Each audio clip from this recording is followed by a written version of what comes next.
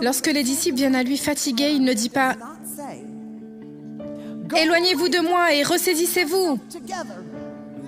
Revenez et alors je pourrai vous utiliser. » Il dit « Venez avec moi. »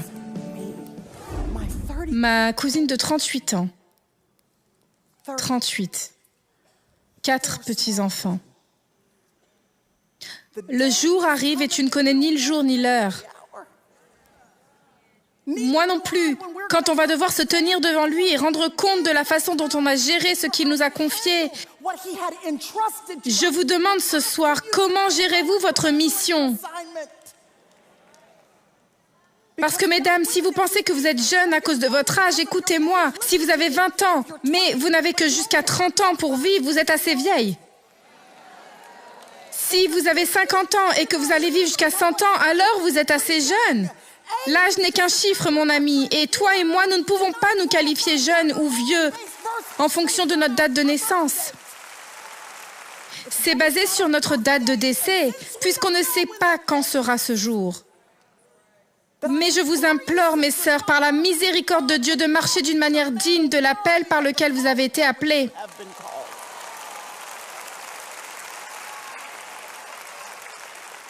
Parce qu'écoutez, je ne sais pas pour vous toutes, mais quand je le vois face à face, je suis à la recherche d'un bonne et fidèle servante. Quand je vais le voir, il ne me demandera pas combien d'abonnés Instagram j'avais. Il ne me demandera pas si les gens ont aimé ou non mes posts. Il ne sera pas intéressé de savoir si mes selfies étaient parfaitement éclairés ou non. Il me demandera si je connaissais son fils. Et puis je rendrai compte.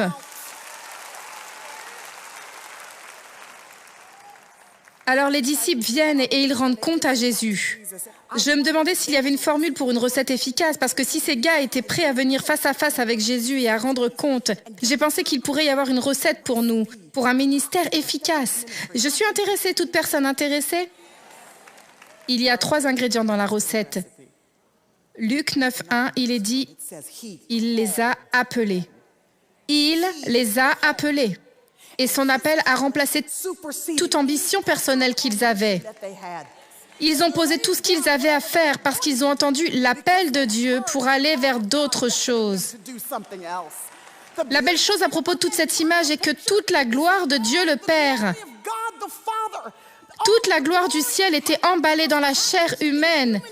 Jésus voulait tellement, Dieu le Père voulait tellement s'assurer qu'il pouvait parler, afin que l'humanité puisse entendre qu'il a quitté son trône de gloire.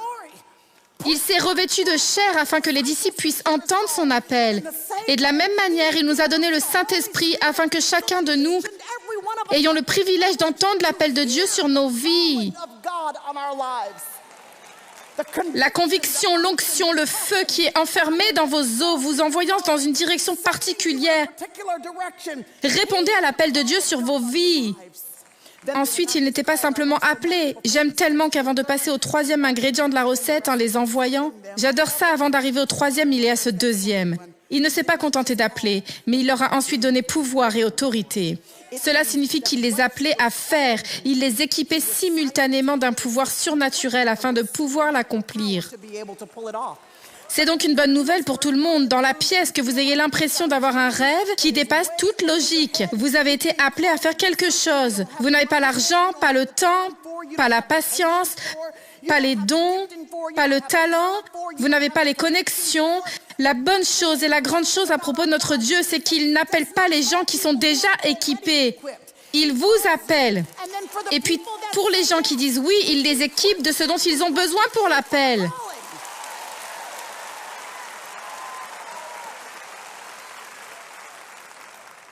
Il leur a confié pouvoir et autorité. Et puis, je veux dire pourquoi c'est important.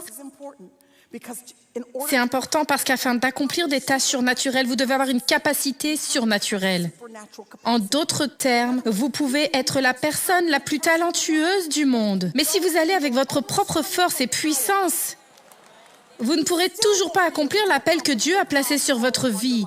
Cela exige quelque chose que seul Dieu lui-même peut donner afin d'accomplir la tâche.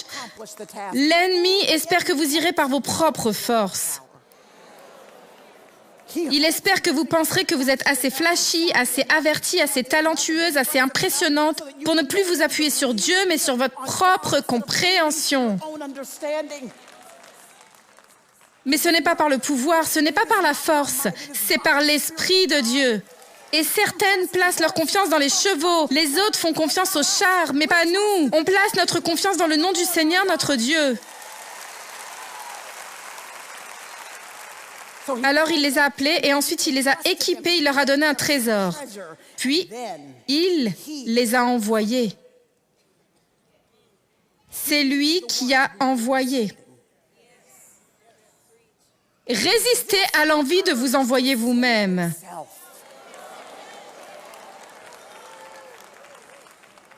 De faire quelque chose pour lequel il n'est pas encore temps. Parce que tout aussi importante que soit notre vocation, c'est tout aussi important que le moment soit celui de Dieu qui œuvre dans nos vies. Si tu pars trop tôt, tu pourrais, si tu accouches trop tôt, à ce que Dieu essaye de produire à travers toi, tu pourrais avorter ce qu'il essaye d'accomplir en toi. L'épine dorsale spirituelle, la fortification qu'il essayait d'établir en toi, pour que tu puisses gérer les projecteurs quand ils t'éclatent. Parce qu'écoute, ce projecteur dont tu as peut-être envie, s'il t'éclate et que tu n'as pas de caractère, il te brûlera en un rien de temps.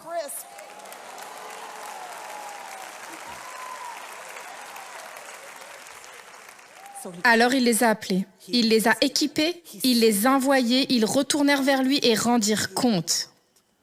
Ils étaient fatigués. Les disciples avaient tout donné, tout ce qu'ils avaient.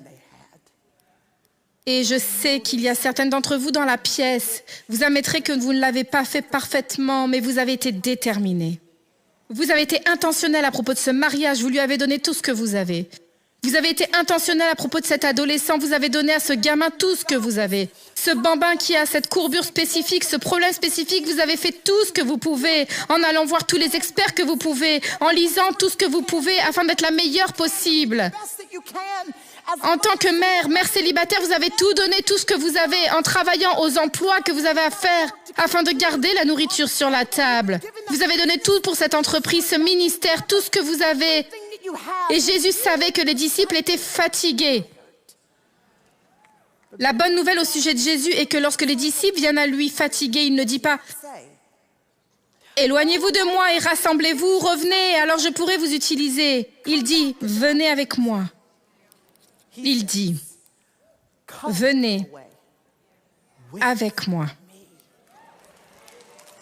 En d'autres termes, écoutez, le remède à votre épuisement est l'intimité avec Jésus. C'est le remède. Je dis, je suis d'accord, prenez des vacances, reposez-vous, dites-leur que vous avez besoin d'un petit congé sabbatique, que vous devez prendre du recul juste un peu, vous avez besoin d'un peu de marge dans votre vie. Prenez des vacances, mais ne prenez pas de vacances de Jésus. Ne prenez pas de congé sabbatique dans votre relation avec le Seigneur. La prière ne devrait pas sortir de votre emploi du temps parce que ce sont vos jours de repos. Vous avez toujours besoin d'être la biche qui soupire auprès des courants d'eau. Votre âme doit être reconstituée et ne peut pas être reconstituée si vous n'avez pas d'intimité avec lui. Vous essayez de comprendre. Seigneur, tu m'as dit que j'allais être réapprovisionné, tu m'as dit que j'allais être rafraîchi, tu m'as dit que tu avais quelque chose que tu voulais me donner. Pourquoi m'emmener ici, à cet endroit où je suis pressé par une multitude de problèmes, de préoccupations, de frustrations? Il y a quelque chose qui me submerge, qui est plus grand que ce que j'ai l'impression de pouvoir gérer. Pourquoi m'amener ici? Ça nous dit que l'histoire du miracle avec 5000 ne concerne pas seulement les 5000. Il s'agit aussi des disciples.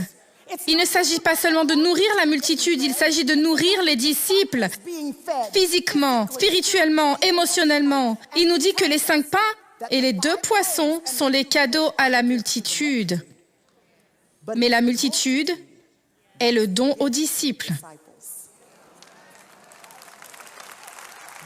Parce que la multitude est ce qui va les obliger à ouvrir enfin leur tiroir, afin d'en sortir le trésor qu'ils auraient autrement ignoré, afin de le placer entre les mains d'un maître multiplicateur, qui va leur montrer à quoi ça ressemble quand il prend leur petit peu et en fait beaucoup.